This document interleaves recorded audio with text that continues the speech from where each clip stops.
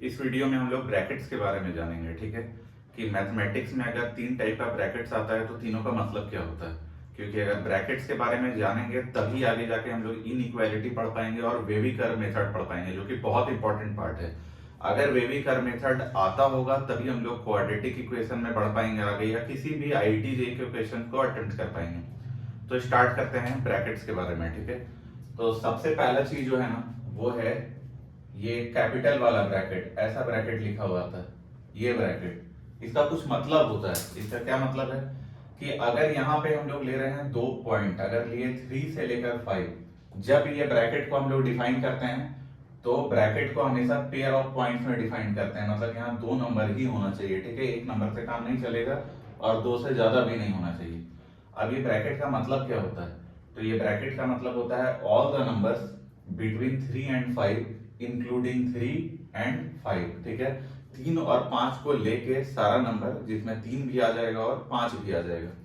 तो अगर हम लोग यहाँ देखें तो इसको क्या लिख सकते हैं? ऑल नंबर्स, ठीक है, बिटवीन बिटवीन 3 एंड 5, ठीक है। All numbers between 3 and 5 including 3 and 5, मतलब 3 और 5 के बीच का सारा नंबर जिसमें 3 भी आएगा और 5 भी आएगा। अगर इसका हम लोग ग्राफ का बात करें तो ग्राफ कैसे होगा? यहाँ पे 3 होगा, यहाँ पे क्या होगा? 5, ठीक है। अब 3 और 5 के बीच में हम लोग को क्या करना है ना, कि ये बोल रहा है लेके, बड़ा ब्रैकेट का मतलब होता है कि उस नंबर को लेके, तो हम लोग को यहाँ पे क्लोज बबल बनाना है। क्लोज बबल मतलब एक ऐसे बबल बनाना है जिसको कि पूरा कलर कर देना है, ये पूरा कलर कर देना, और ये पूरा कलर करने के बाद इसको इससे मिला देना है। इसका मतलब होता है कि इनके बीच का सारा नंबर आ जाएगा, 3 भी आ जाएगा और 5 भी आ जाएगा, ठीक है। और इसको लिखने का ये तरीका होता है। और अगर हम लोग यहाँ पे बोल रहे हैं कि ये x इसके बराबर है, तो इसको लिखने का दूसरा तरीका क्या है कि ये जो 3 है उससे बड़ा है x या तो इक्वल है, और फिर ये 5 के इक्वल या छोटा है, ठीक है। ये सबसे पहला चीज हुआ। सेकेंड चीज, जब हम लोग इसमें आते हैं तो आता है स्मॉल ब्रैकेट्स, ठीक है। और इसका दूसरा नाम क्या है? Close brackets. क्लोज ब्रैकेट्स, ठीक है, क्लोज ब्रैकेट्स। सेकेंड जो आता है ना, उसमें अगर फिर से एग्जांपल दें 3 से 5 तक, तो इसको हम लोग बोलते हैं क्या है? ओपन ब्रैकेट्स, ठीक है, ओपन ब्रैकेट्स। अब ये होता क्या है? तो ये होता है 3 से लेकर 5 तक का सारा नंबर जिसमें 3 को छोड़ के और 5 को छोड़ के, तो हम लोग क्या बोलेंगे? ऑल नंबर्स बिटवीन 3 एंड 5, ठीक है, एक्सक्लूडिंग एक्सक्लूडिंग 3 एंड 5, 3 और 5 को छोड़ के। इसको अगर इसका हम लोग ग्राफ बनाएंगे तो कैसे बनेगा? तो यहाँ अगर हम लोग 3 लिखे और यहाँ पे क्या है? 5, तो 3 में एक ओपन बबल बनाना है, ठीक है, उसको कलर नहीं करना है और इसको इससे मिला देना, ठीक है। इसका यही मतलब होता है। अगर x के टर्म में इसको लिखें, मान लेते हैं कि ये x के बराबर है, तो x के टर्म में ऐसे लिख सकते हैं कि 3 से बड़ा है x और 5 से छोटा है। यहाँ पे इक्वालिटी नहीं लगेगा, ठीक है। ये दो चीज हुआ। दूसरे के बाद अब की बार तीसरा क्या है? करली ब्रैकेट। तो उसको देखते हैं, करली ब्रैकेट को।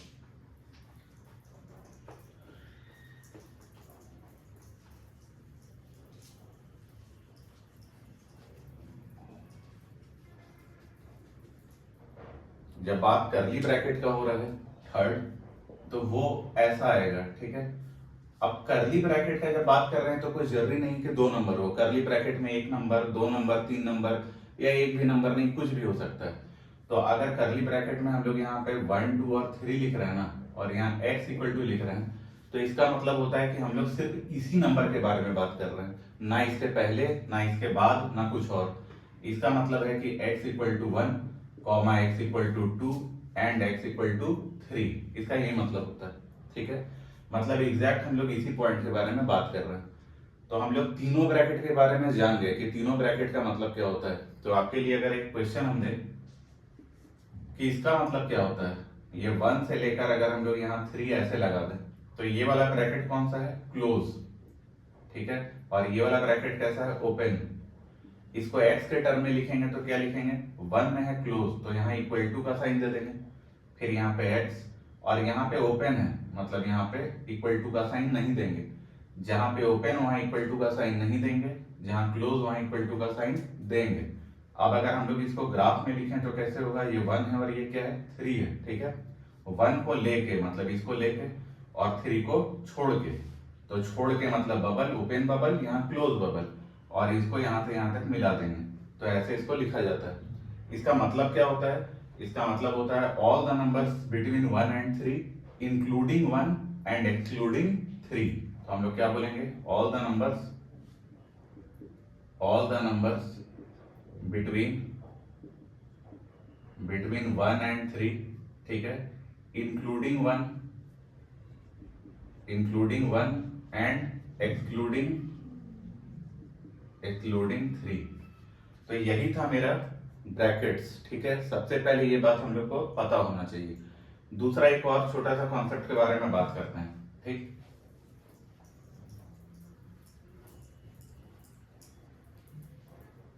दूसरा कॉन्सेप्ट ये है, हम लोग नोट करके इसको लिख सकते हैं कि अगर कोई ऐसा बोल दे, ठीक है, कोई ऐसा बोल दे यहाँ पे कि 5 लेस देन इक्वल टू अगर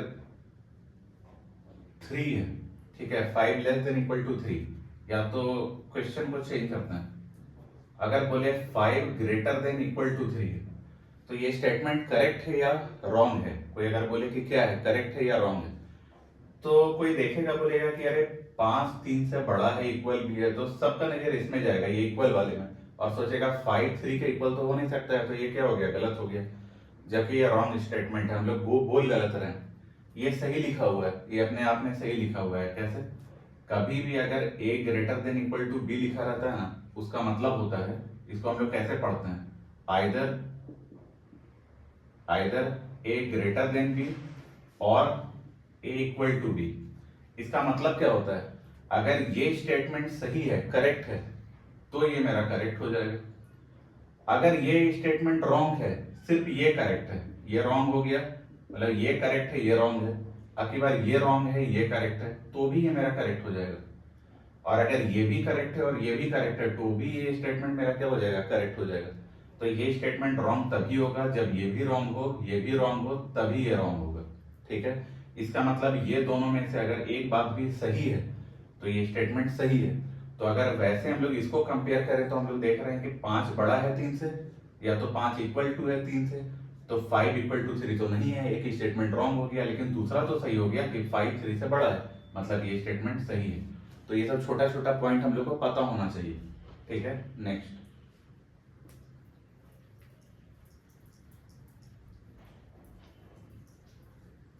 एक और चीज जो बहुत छोटा सा चीज है लेकिन लोग इसमें मिस्टेक कर देते हैं, वो क्या है, एक लिखने का तरीका है। मानते हैं हम लोग यहाँ पे अगर स्क्वायर रूट ऑफ यहाँ कुछ भी एक्स स्क्वायर लिखा हुआ है, ठीक है, तो उसका मतलब क्या होता है कि वो मॉड एक्स होता है, पहला चीज, ठीक है।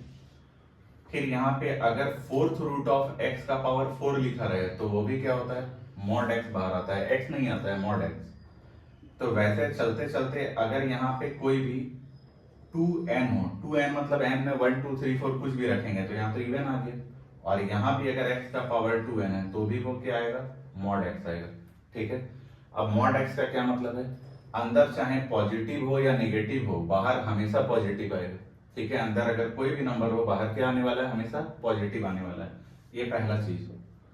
सेकेंड नोट में हम लोग क्या देखेंगे ना, सेकेंड नोट में ये हम लोग को नोटिस करना होगा कि यही चीज अगर यहाँ पे आ जाए मेरा cube root of x cube, ठीक है, या तो फिर आ जाए फिफ्थ रूट ऑफ एक्स का पावर 5, या तो आ जाए सेवंथ रूट ऑफ एक्स का पावर 7, और वैसे चलते चलते अगर ऑड रूट मतलब 2n प्लस 1 रूट आ जाए किसका, x का पावर 2n प्लस 1, तो ये सभी का आंसर आता है x। और x का क्या मतलब होता है कि अगर अंदर वाला पॉजिटिव है तो पॉजिटिव होगा, अंदर वाला नेगेटिव है तो नेगेटिव होगा। मतलब कभी ऐसा केस दिखे तो अंदर वाला पॉजिटिव तो बाहर पॉजिटिव, अंदर वाला नेगेटिव तो बाहर नेगेटिव। और वही चीज यहाँ पे अंदर कुछ भी हो तुम्हारा आंसर हमेशा क्या आएगा, बाहर पॉजिटिव आएगा, ठीक है। ये सब छोटा छोटा चीज हमेशा ध्यान देना है।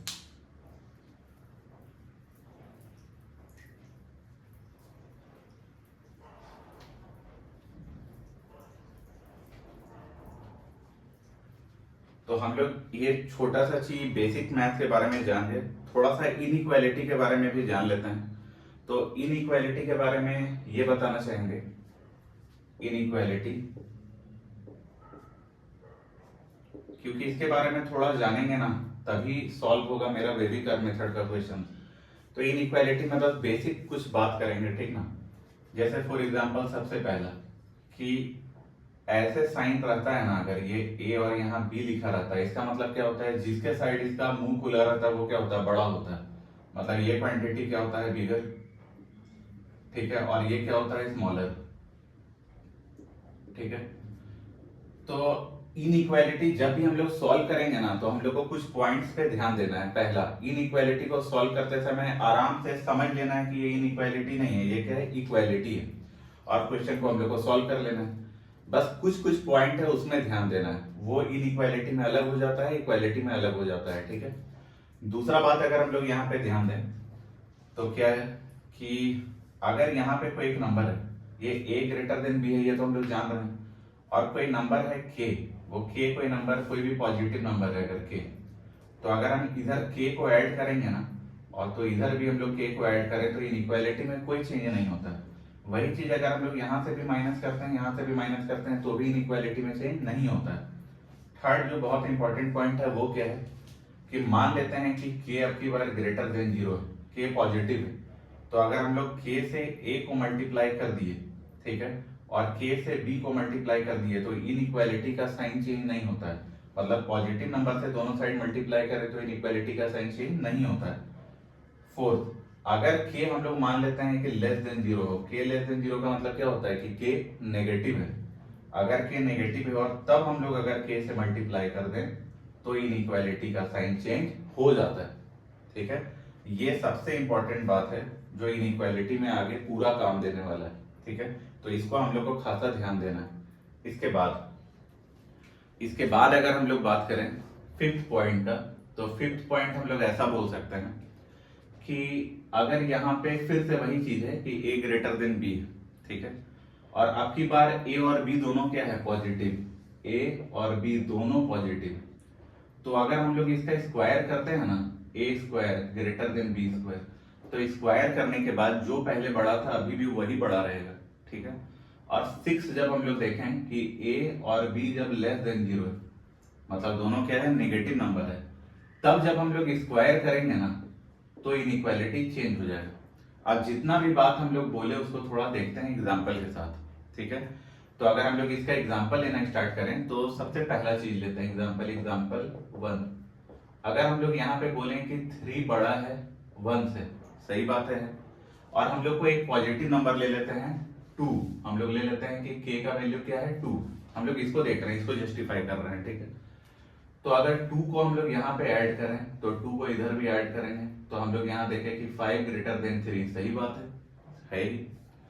और वही चीज अगर हम लोग यहाँ पे 3 माइनस 2 करें और यहाँ पे 1 माइनस 2 कर दें तो 1 ग्रेटर देन -1, अभी भी सही है। इसका मतलब ये स्टेटमेंट तो पूरा पूरा सही है, ठीक है। नेक्स्ट को चेक करते हैं, ठीक है। अगर हम लोग नेक्स्ट को चेक करें तो हम लोग क्या बोलेंगे, एग्जाम्पल 2। अब एग्जाम्पल 2 में k को हम लोग कोई पॉजिटिव नंबर ले लेते हैं, तो फिर से 2 ले लेते हैं, ठीक है, और ये वही क्वेश्चन रहने देते हैं क्या, 3 ग्रेटर देन 1। तो आपकी बात इसको चेक करना है, ठीक है। इस पे अगर हम लोग 2 से मल्टीप्लाई किए तो 3 2 जा क्या हो गया 6, और 2 1 जा क्या हो गया 2, तो सही बात है, अभी भी 6 क्या है 2 से बड़ा है, मतलब ये तो वैलिड है। आपकी बार ये फोर्थ वाला एग्जांपल देखते हैं, ठीक है। फोर्थ वाला एग्जांपल, फोर्थ एग्जांपल में बोल रहा है ना कि k नेगेटिव होना चाहिए, तो -2 ले लेते हैं, तो k -2 ले लिए। क्वेश्चन वही लेते हैं 3 ग्रेटर देन 1 वाला, तो अगर 3 ग्रेटर देन 1 वाले में -2 से मल्टीप्लाई किए तो 3 इंटू -2 कितना हो गया -6, और -2 इंटू 1 कितना हो गया -2। अब -6 और -2 में कौन बड़ा है, तो नंबर लाइन बोले थे ना, नंबर लाइन, ये 0 होता था, यहाँ क्या आएगा -6 -5, इधर चलते चलते क्या आएगा -2, फिर यहाँ आएगा 1 2। तो जब हम लोग इधर से इधर आगे बढ़ते हैं तो नंबर क्या होता है, बड़ा होता है, तो -6 के बाद इधर आता है -2, तो दोनों में बड़ा कौन होगा, -2 होगा, तो क्लियर बात है -2 बड़ा हो जाएगा। तो इनइक्वालिटी का साइन देखो चेंज हो गया, पहले इधर घुमा हुआ था अब इधर घूम गया, और यहाँ भी वही बोले पहले इनइक्वालिटी का साइन इधर घुमा हुआ था, ये वाला इस साइड घुमा हुआ था, अब ये किधर घूम गया, इधर घूम गया।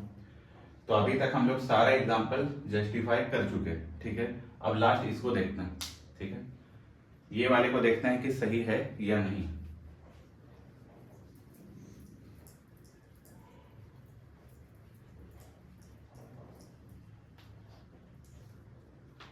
तो जब हम लोग उसको देखे तो फिर से एग्जांपल लेते हैं, और अब की बार एग्जांपल में ए और बी दोनों ग्रेटर देन 0 होना चाहिए। अच्छा बात है, अगर दोनों ग्रेटर देन 0 होना चाहिए तो हम लोग वही 3 ग्रेटर देन 1 ले लेते हैं। ये भी पॉजिटिव है, ये भी पॉजिटिव है, तो ये वाला हो जाएगा, ठीक है। इसको जस्टिफाई करना। तो अब हम लोग स्क्वायर करके देखते हैं। तो 3 का स्क्वायर क्या होता है 9, 1 का स्क्वायर क्या होता है 1। अभी भी इसी साइड बड़ा है, इनइक्वालिटी चेंज नहीं हुआ, और यहाँ भी हम लोग देखें कि इनइक्वालिटी चेंज नहीं हुआ। समझ में आया? तो सही हो गया कि अगर ए बी से बड़ा है तो ए स्क्वायर भी बी स्क्वायर से बड़ा होगा जब ए बी दोनों पॉजिटिव हो। लास्ट एग्जांपल देखते हैं। लास्ट एग्जांपल में बोल रहा है कि ए बी दोनों लेस देन 0 होना चाहिए, मतलब ए बी दोनों नेगेटिव होना चाहिए। तो वैसा कुछ एग्जांपल लेते हैं। तो हम लोग बोल सकते हैं कि -2 जो है वो बड़ा है, ठीक है। किससे बड़ा है? -3 से। सही बात है। अब -2 -3 से बड़ा है, अब स्क्वायर करते हैं। तो स्क्वायर किए इसका, तो -2 का स्क्वायर क्या होगा 4, और -3 का स्क्वायर क्या होगा 9। तो अब तो उल्टा हो गया, 9 बड़ा हो गया 4 से। तो देखो इनइक्वालिटी चेंज हो गया, और यहाँ भी हम क्या बोले कि इनइक्वालिटी चेंज हो जाएगा। इसका मतलब जितना भी रूल है वो सही है, कोई जरूरी नहीं है उसको याद करना। बस याद यही करना है कि कभी भी किसी इनइक्वालिटी में हम लोग नेगेटिव से दोनों साइड जब मल्टीप्लाई करते हैं तो इनइक्वालिटी का साइन चेंज हो जाता है। या तो फिर अगर हम लोग कोई भी नेगेटिव क्वांटिटी से दोनों साइड मल्टीप्लाई करते हैं तो भी इनइक्वालिटी का साइन चेंज हो जाता है। बाकी कोई टेंशन नहीं लेना है, सब क्वेश्चन सॉल्व होगा, ठीक है। ये सब चीज जब कंडीशन आएगा तो अपने आप पता चल जाएगा क्या करना है। अब जो सबसे इंपॉर्टेंट पॉइंट है ना, जो बहुत ज्यादा इंपॉर्टेंट पॉइंट है और उसी में लोग गलती करता है, वो क्या है उसको डिस्कस करते हैं।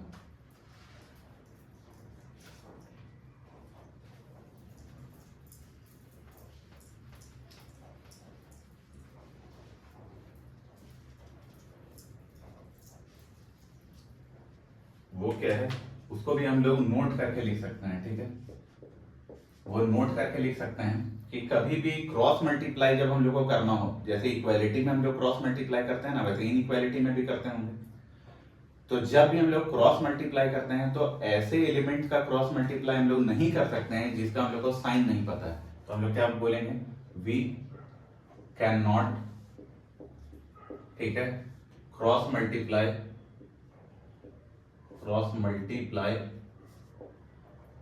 with the term whose sign is not known, ठीक है। अब हम ये क्या बोलना चाहे दो एग्जांपल के साथ बताते हैं। सबसे पहला एग्जांपल लिख लेते हैं, ठीक है।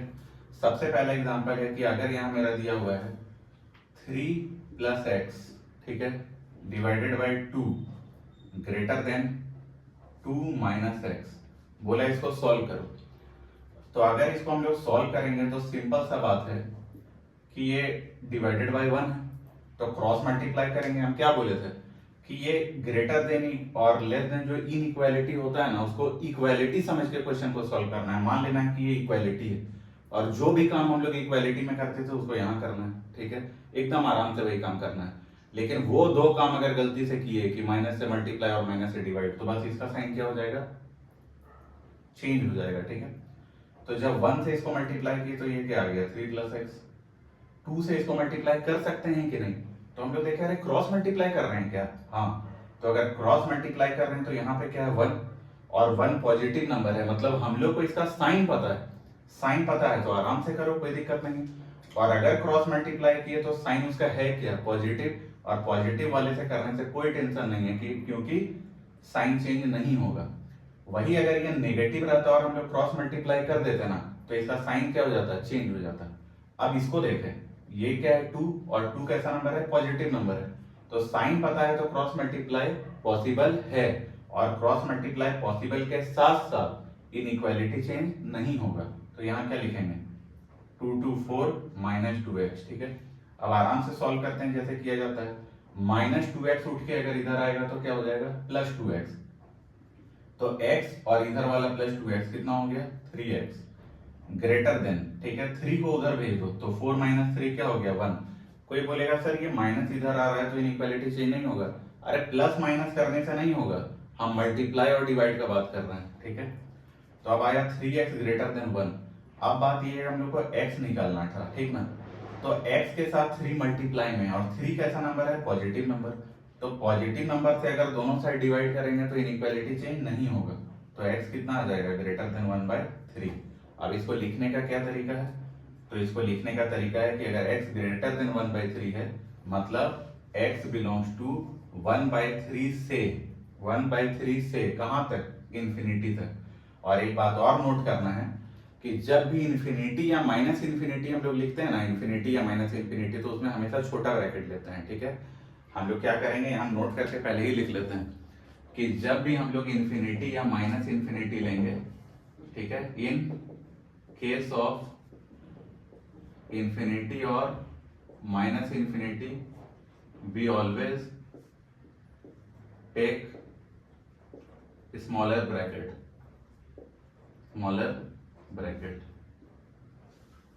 ठीक है। तो इसीलिए क्योंकि ये बोल रहा है 3 से बड़ा, तो 3 से बड़ा कहां तक जाना है, हम लोग ऐसे देख सकते हैं ना, 3 से बड़ा तो कहां तक बड़ा, तो इन्फिनिटी तक बड़ा। और यहाँ इक्वालिटी तो नहीं लगा हुआ है, मतलब छोटा ब्रैकेट से कहां तक, इन्फिनिटी तक। और हम ये बताने वाले थे कि जिसका साइन पता नहीं है उसका क्या करें, तो वो एग्जांपल देख लेते हैं नेक्स्ट। तो अब बात ये है कि अगर हम लोग दूसरा एग्जांपल ये ले लें कि लिखें x ग्रेटर देन, ठीक है, 1/x, अगर ऐसा बोले तो तुम बोलोगे यार ये तो आराम से सॉल्व हो जाएगा, ठीक ना, इसको क्रॉस मल्टीप्लाई करेंगे तो x² हो जाएगा, ये 1 हो जाएगा एक बार में आंसर। लेकिन नहीं, यहां हम लोग अगर इसको क्रॉस मल्टीप्लाई कर दिए और लिख दिए x² ग्रेटर देन 1, तो वो रॉन्ग है। क्यों, क्योंकि x का साइन हम लोग को नहीं पता है, x का साइन नहीं पता कि वो पॉजिटिव है कि नेगेटिव है। पॉजिटिव होता तो इनइक्वालिटी वैसे ही रह जाता, नेगेटिव होता तो चेंज हो जाता, तो साइन ही नहीं पता तो हम लोग ऐसे नहीं कर सकते हैं।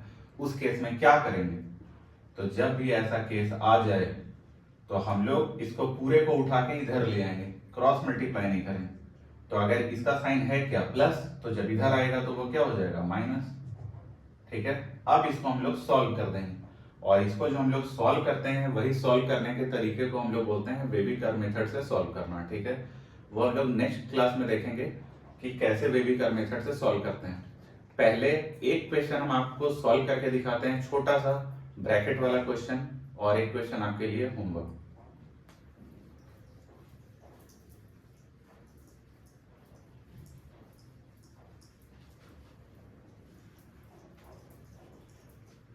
क्वेश्चन ये है कि अगर मेरे पास ऐसे ब्रैकेट में नंबर दिया हुआ है, ये 3 दिया हुआ है, ये 5 दिया हुआ है, ठीक है। दूसरा एक नंबर है, यहाँ पे 3 है और यहाँ पे 5। हम यहाँ पे बोले कि ग्रेटेस्ट इंटीजर, ठीक है, और दूसरा बोले स्मॉलेस्ट इंटीजर क्या होगा, ठीक है। तो ग्रेटेस्ट इंटीजर तो हमको पता है ना कि इसका जब ग्राफ बनाएंगे तो ये कहां तक जाएगा, मैक्सिमम 5 तक जाएगा, और 5 एक इंटीजर है, तो सबसे बड़ा इंटीजर क्या होगा, 5। और जब इसमें कम होते जाएगा तो ये 3 तक आएगा, इसका ग्राफ कहाँ रुकेगा, 3 तक आएगा, और 3 भी एक इंटीजर है, तो स्मॉलेस्ट इंटीजर क्या हो जाएगा, 3, ठीक है। लेकिन इस केस में अगर पूछा जाए ग्रेटेस्ट इंटीजर, और इस केस में भी अगर पूछा जाए स्मॉलेस्ट इंटीजर, तो आंसर क्या आएगा। तो अगर हम लोग इसको देखें तो ये 3 था और ये क्या था, 5। इसको छोड़ के और इसको छोड़ के, वही बात है ना। तो अगर हम लोग देखें सबसे बड़ा इंटीजर, तो सबसे बड़ा इंटीजर 5 तो नहीं है, क्योंकि 5 को तो हम लोग बोल दिए छोड़ के। अब 3 और 5 के बीच में एक नंबर 4 भी आता है, हम लोग 5 से हल्का सा कम गए, तो यहाँ पे क्या आ गया, 4.9 आ गया, जो कि एक इंटीजर नहीं है। 4.8, 4.08 ऐसे करके आते चला जाएगा। तो हम लोग क्या देखेंगे, जब लेफ्ट साइड में लोग बढ़ेंगे तो सबसे नजदीकी इंटीजर कौन सा मिलेगा, 4। तो 4 ही मेरा हो जाएगा सबसे बड़ा इंटीजर, ठीक है। इन लोग के बीच में अगर सबसे बड़ा इंटीजर बोला जाए तो क्या होगा, 4। अब बोल रहा है सबसे छोटा इंटीजर, तो हम लोग 3 के इधर तो नहीं आ सकते हैं और 3 को हम लोग ले भी नहीं सकते हैं, तो सबसे छोटा इंटीजर भी क्या हो जाएगा मेरा, 4 ही हो जाएगा, ठीक है। इस बात पे हम लोग को ध्यान देना है। लेकिन अगर बात हम लोग इंटीजर का ना करें, हम लोग बस वैल्यू का बात करें, ठीक है। यहाँ इंटीजर हम लोग हटा दें, तुमसे बस पूछें इंटीजर की जगह वैल्यू बताओ, वैल्यू सबसे बड़ा वैल्यू यहाँ पे, तो सिंपल सा बात है, अब की बार 5 भी इंटीजर भी सबसे बड़ा था, वैल्यू भी सबसे बड़ा था। यहाँ भी स्मॉलेस्ट अगर इंटीजर की जगह हम लोग वैल्यू बोलें तो क्या होगा, सेम होगा, दोनों कोई दिक्कत नहीं होगा। लेकिन अगर यहाँ पे हम लोग आए और यहाँ पे हम लोग बोले बताओ वैल्यू क्या होगा, वैल्यू, ठीक है, सबसे ग्रेटेस्ट वैल्यू क्या होगा, तो वैल्यू का बात करें तो क्या 5 को हम लोग ले सकते हैं, नहीं ले सकते हैं। 5 को नहीं ले सकते हैं तो 5 से सबसे नजदीक वाला एलिमेंट कौन सा है, 4.9। तो कोई बोलेगा हाँ सर 4.9 ले सकते हैं, तो ऐसा भी तो हो सकता है कि 4.99 ले लें, तो फिर ऐसा भी हो सकता है 4.999 ले लें, तो कोई बोलेगा कि नहीं 4.9 का बार ले लेते हैं, तो 4.9 का बार लेंगे तो ये चलते चला जाएगा, सबसे नजदीक तो यही होगा। लेकिन जब आप इसको कैलकुलेट कीजिएगा ना तो आपको पता चलेगा कि 4.9 का बार होता क्या है, ये 5 के बराबर होता है। 4.9 का बार क्या होता है, 5 के बराबर होता है। याद है ना इसको कैसे कैलकुलेट किया जाता था, इसका ट्रिक से बस बता दे रहे हैं कैसे करते थे। 4 + 9/9 कट के आ जाता था 1, तो ये क्या आ जाता था, 5 ही आ जाता था, ठीक है। तो इसका मतलब 4 यहाँ पे 5 आ जाएगा, ठीक है। तो अब हम लोग एक चीज तो पढ़े थे, 4.9 का बार है यहाँ पे, तो अगर 4.9 का बार है तो इसको हम लोग चेंज करते थे, जब हम लोग स्कूल में पढ़ते थे तो पता है ना कैसे इसको चेंज करते थे। बाद में इसको तो ट्रिक से भी करते थे, कैसे करते थे, 4 + 9 का बार है तो 9 का बार मतलब हम लोग इसको कैसे लिखते थे, 9 और एक एलिमेंट के ऊपर में बार है तो बाय 9 कट के 1 आ जाता था, ये 5 आ जाता था। ये सॉल्व करना सिखा नहीं रहे हैं, बस बता रहे हैं कि ऐसे 5 आ जाता था, ठीक। तो 4.9 का बार को हम लोग तो 5 लिख दे रहे हैं, तो अगर यहाँ पे हम लोग 5 लिख ही दे रहे हैं तो सिंपल सा बात है 5 आ गया, और 5 तो हम लोग यहाँ बोल रहे हैं 5 को ले ही नहीं सकते हैं, तो यहाँ कोई नंबर ही नहीं ले सकते हैं, क्योंकि इसके सबसे क्लोज वाला वैल्यू कौन होगा हम लोग बता ही नहीं सकते हैं। जो भी नंबर बताओगे उससे एक थोड़ा हम ज्यादा नंबर बता देंगे, फिर बताओगे उससे एक ज्यादा बता देंगे। इसका मतलब है कि हम लोग पता ही नहीं कर सकते हैं कि कौन सबसे बड़ा वैल्यू है। तो जब ग्रेटेस्ट इंटीजर हम लोग ओपन ब्रैकेट के केस में बोलें तो ग्रेटेस्ट इंटीजर तो पता है कि कौन सा आ जाएगा, इधर वाला आ जाएगा ग्रेटेस्ट इंटीजर। लेकिन ग्रेटेस्ट वैल्यू का अगर हम लोग बात कर देंगे ना तो हम लोग बोलेंगे डज नॉट एग्जिस्ट। क्या बोलेंगे, डज नॉट एग्जिस्ट। वही चीज जब स्मॉलेस्ट वैल्यू में बोलेंगे तो स्मॉलेस्ट तो 3 आना चाहिए, 3 को तो बोल रहे हैं छोड़ के, तो 3 से जस्ट बड़ा नंबर कौन सा होगा, 3.1। फिर कोई बोलेगा 3.01, फिर कोई बोलेगा 3.0001, फिर कोई बोलेगा 3.00001। तो इसका मतलब है कि इससे क्लोजेस्ट और वैल्यू होते जा सकता है, तो कौन सबसे क्लोजेस्ट वैल्यू है हम लोग को नहीं पता। इंटीजर तो पता है, वैल्यू नहीं पता। तो स्मॉलेस्ट वैल्यू का अगर हम लोग बात करें तो उस केस में हम लोग बोलेंगे डज नॉट एग्जिस्ट, ठीक है। अब एक क्वेश्चन आप लोग सॉल्व करके बताइएगा कि अगर यहाँ हम लोग वैल्यू ले लें 3 और यहाँ वैल्यू ले लें 5, और अगर हम पूछें कि ग्रेटेस्ट सबसे पहला इंटीजर, ठीक है, और दूसरा वैल्यू, और स्मॉलेस्ट पहला इंटीजर और दूसरा वैल्यू, तो इसका क्या होगा, ठीक है। ये आपको बताना है कमेंट करके कि इसका आंसर क्या होगा। ये अभी तक के लिए इतना ही रहने देते हैं। नेक्स्ट लेक्चर जो मेरा होगा उसमें हम लोग पूरा वेविकर मेथड के बारे में डिस्कस करने वाले हैं, जो कि सबसे मेन इंपॉर्टेंट टॉपिक है मैथ का, पूरे IIT JEE के मैथ्स को समझने के लिए। Thank you.